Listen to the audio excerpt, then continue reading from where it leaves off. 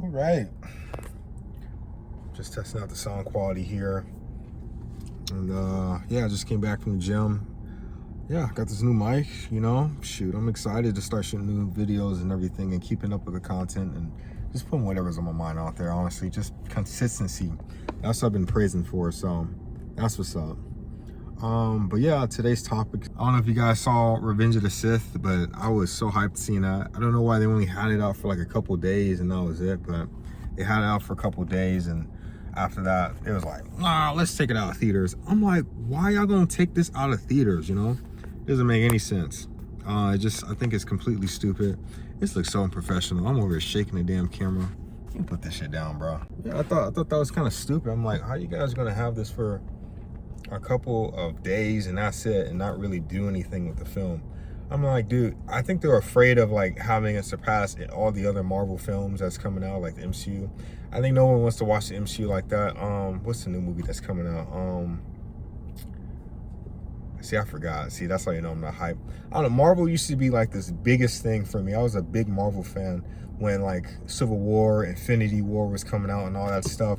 But it's just like they've been lacking on like making good stories and good content. That's something for me to actually watch and believe in the characters. Once they got rid of like Cap or Iron Man, I just stopped watching it, and it wasn't really the same as it used to be. So my love for the MCU kind of just literally faded away from existence after those characters left. And it wasn't like I wasn't prone to any new ideas and the possibility they can try to do different things and stuff like that, but it's just like I was actually open arms to like whatever possibility with the stories can happen. I was just like, okay, like Iron Man's gone, Cap's retired, cool. It's understandable, especially Cap's ending. Like I really felt like he needed the ending because he was going through so much. Like Captain America was going through his own spiritual journey, and like, yeah, he was like the hero for everyone's eyes, but honestly, like he just was at the wrong place at the wrong time. He didn't feel like he belonged there. Like, yeah, he believed in what was right, but that kind of exceeded years ago. So he was just there trying to find his purpose, and then he saw the opportunity to kind of find his own happiness, and he took his own way. Yeah, like it was selfish, but I could relate to that. He did what was best for him. Yeah, it was a really good ending and stuff like that. So I was like, yeah, they kind of wrapped up Cap's storyline and everything, and I'm thinking like, okay, Iron Man's gone. They try to pass it to Spider-Man, but they haven't been consistent with Spider-Man like that, and I'm trying to figure out what they're gonna do with it. But they had Spider-Man going on, and then like from 2021, I was like, okay, they had Shang-Chi, they had No Way Home, big fan of that one. Really, I saw that one like 4 or 5 times in the theaters because they had all the Spider-Mans. I don't care what nobody says, that was a good ass movie. Like with Spider-Man, I could relate to so much within that film was like he was done wrong. Like he was like the good person, and he didn't want to kill the villains and stuff like that, even though that was like the only option at the time. He didn't want to kill them. He wanted to see if they can go home and figure out the wrongs and ways to kind of change and stuff like that. And so he went out of his way to kind of see if there was something that he could do. And that's all of us. We can all relate to that. Like, you're pushing it, but you want to still find the goodness in other people. But at the end, he got done wrong. He got jumped by like half the villains, left him halfway dead and stuff like that. And then they killed his aunt, and at that point all the goodness in his heart was just gone. And it was just like, luckily for the other Spider-Man that was there with him, kind of had him say like, hey, don't go down this path. I know what you're going through. I've been there. It's tough, but trust me, you won't find what you're looking for going down this path. And I really found that to be kind of motivating and stuff like that, because I mean it's just like, I've been there where you've been done wrong, but you've been doing the right thing, and it just hits different, So I really related to that film. And plus, he had to have himself be forgotten by everybody for the whole world to kind of get back to normal and restore itself.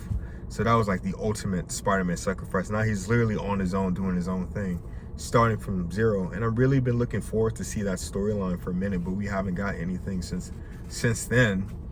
And I've been waiting for that. If it ain't Spider-Man, I really don't care for anything else with the MCU right now. So yeah, the MCU's been declining. And then last year we had Wolverine and Deadpool. Right now, Deadpool and Wolverine. That was an amazing film. I really loved it. I saw it twice. I thought it was funny. It's those films that come around where it's just like, okay, like there's hype. I was so cool to see it. You know, it was just one of those films. It was fun to watch, and I really liked all the cameos, and it had a purpose, a story. Like, even though it had people pulled from different, you know, universes and stuff like that, it had a purpose. It all had a signature style to it, and I really appreciate it. So, you know, that's one thing that was like, okay, that was a good film. It was cooking with that one. It was definitely cooking with that one. I was like, okay, cool. But yeah, any other project MCU's been doing, I've been kind of like whatever about it. Just really hasn't been the same. And this latest film, Thunderbolts, you know, there's name just jotted in the memory. Thunderbolts came in, and you know, I think through the weekend, and they had to take away Revenge of the Sith.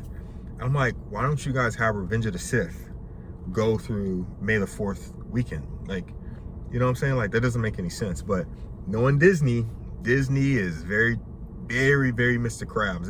They knew what they were doing. That's why they took the Revenge of the Sith out and then replaced it with just, okay, just to go see Thunderbolts. I'm like, nobody wants to see that. I'm gonna give it a try, you know, of course, but I don't know, I'm just not really hyped for it. I don't really care for it as much. Yeah, so basically, damn, bro, these niggas all, what the fuck?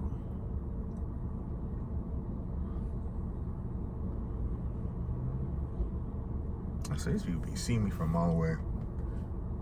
Leave me alone, I'm gonna do my video.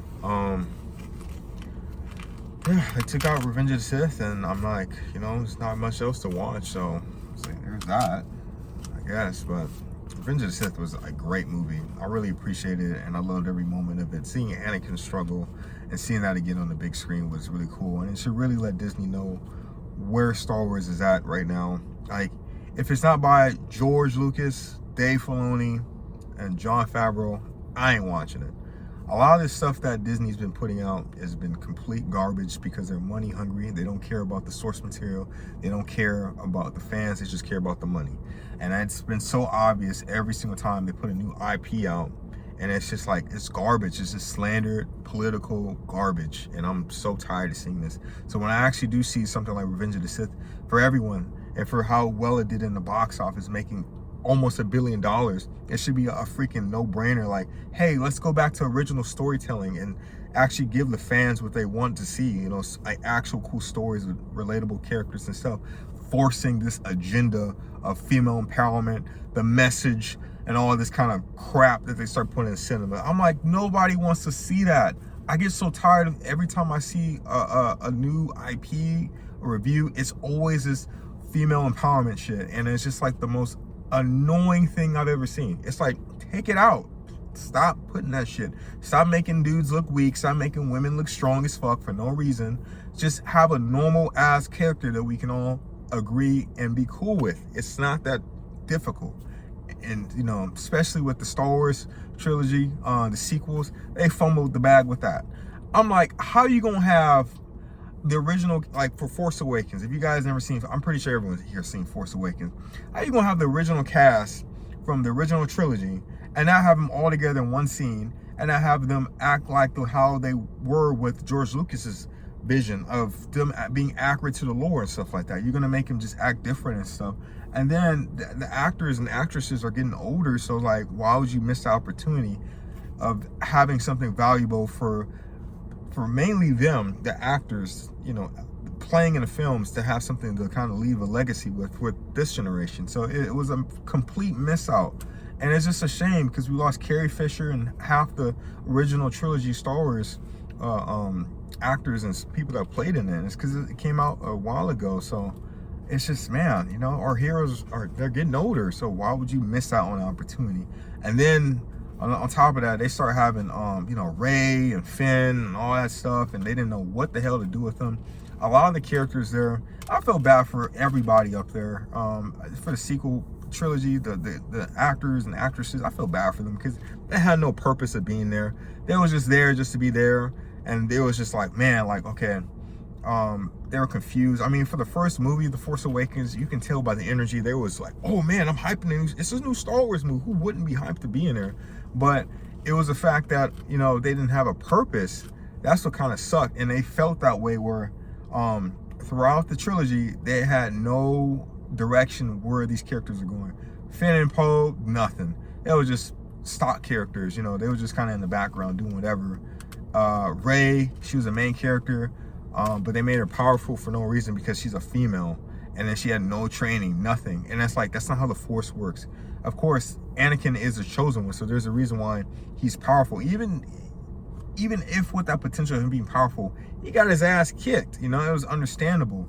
And for him to take the turn that he did is something understandable to the audience that we can relate to, because it's just like in a situation where you're being neglected of having a higher potential, of a higher destiny, and people are just holding you back from being a master on the Jedi Council and stuff like that. It's just little stupid stuff where you're just trying to do what's best for you, but people are holding you back. We all can relate to that, and that's what makes this character so great. Rey, on the other hand, is just like this lazily written character where I don't even understand what Disney was trying to do with that one. It was just so confusing, and I feel bad for, because it's just like the actors and actresses, because it's just like they don't have any emotion when you see them in interviews and stuff like that with the movies. You trust me, see a difference when you can see the interviews from the original trilogy cast when they're getting interviewed by TV and all that kind of stuff. They were hyped. They were like, the actors were like, oh my God, like, yeah, I'm in this film. I'm really happy to talk about it. I'm really happy to kind of go over what's been happening behind the scenes, and you guys will love it.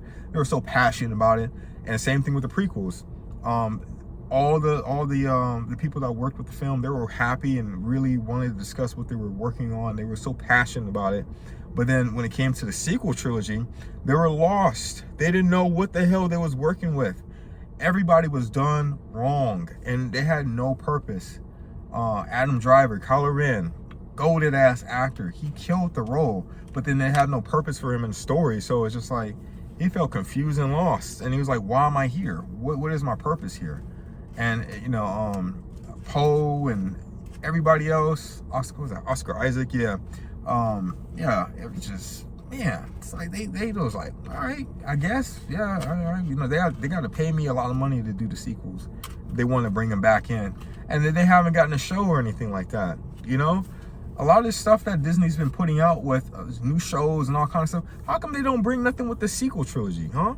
You know, if you guys have so much faith with it, how come you guys don't bring nothing with the sequel characters and stuff? Give them a redemption.